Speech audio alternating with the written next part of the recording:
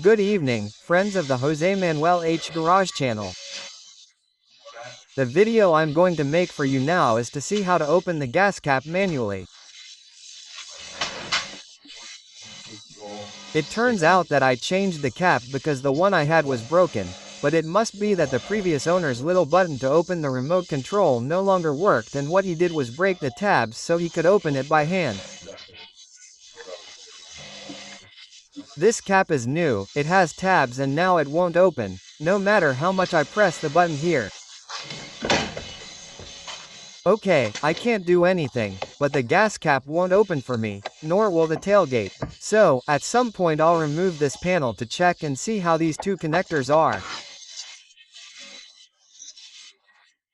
But in the meantime I'm going to show you how to fix it manually if for any reason the gas cap doesn't open. And it's as simple as doing it from the inside. You have to remove this back panel to access the button to open the tank cap.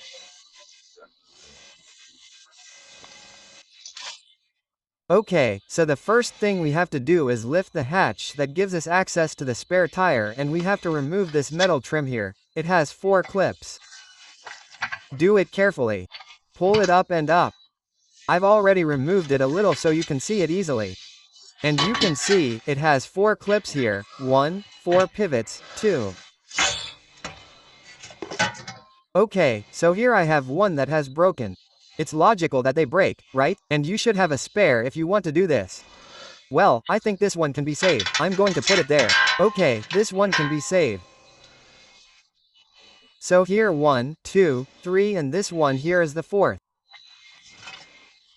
Okay, once we've removed this, we can access this little screw here of the plastic at the very back. And we have to remove this screw here and also the 2 screws of this little hinge here, which are 2 screws. All 3 are Phillips screws, that is, you can do it with a Phillips screwdriver.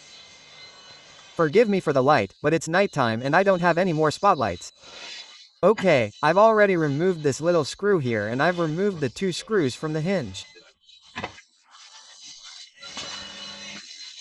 Now the next thing to do is through the passenger door here. Pull up on the backrest to remove this backrest here, and you'll find that here we have another hinge with 2 other screws exactly the same. Well, we also have to remove those 2 screws, okay? Exactly the same as the previous one. Well, once you've removed the hinge there with those 2 screws, the one here and this screw here, you just have to pull it out a little bit. You see that this plastic is attached by this male, okay? Here we have the male and there we have the female. So we pull these 2 here. Do you see where I have my finger? 1 and 2, okay? And then from here you pull it up a little bit, so that you can access where you have the first aid kit and you can remove it from here more easily. Okay, you can remove this part of the first aid kit and now you have access either from here, okay? Or from here to the motor. Let's see if I can focus it well. The motor for the fuel tank cover is right here.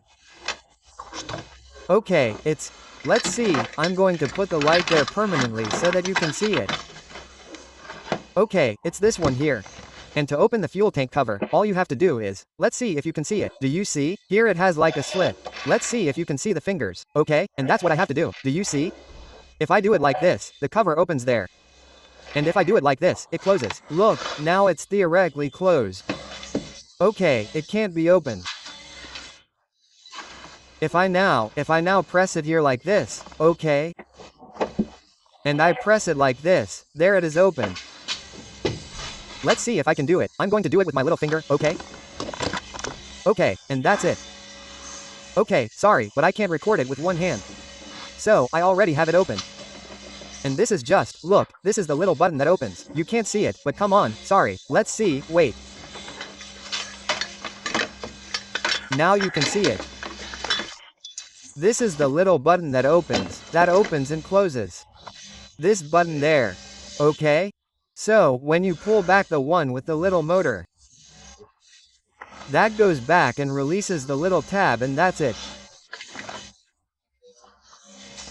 That you have it broken and you're going to put a lot of gasoline and you still won't be able to fix it for whatever reason, then instead of messing around so much, I recommend temporarily not putting this lid on the first aid kit, and that way you simply have to remove. You don't have to remove all this stuff. You just have to remove the lid here where the first aid kit is. Put your hands in and scratch it and give it. Okay, let's see if I can show you it even better. Let's see, excuse me, but it's very complicated without light. There. You see it, right? Well, that's the engine. Now what I have to find out is why it's not working, if there's a short, if the fuse has blown, or what the exact reason is. Okay, with a bit of luck, it's probably a fuse. And with that, we're done. I hope it's been useful to you, and that's it. If you like it, give it a like so I can find out that you like it. And if you want to make any comments, just write them below in the comments.